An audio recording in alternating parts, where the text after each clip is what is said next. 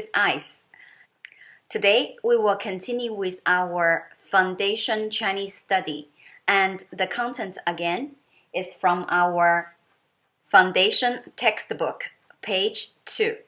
And today, we will continue with our number study, number 3, 三.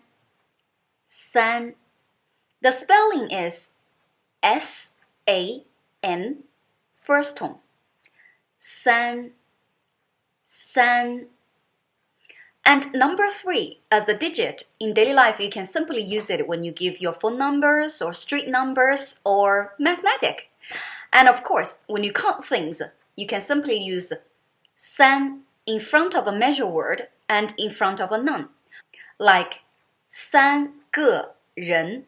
And other than that, to use 三 as a number, in daily life, actually, there are quite a few funny words about number 3, 三 as well. So let's get started to get some funny words here, all right?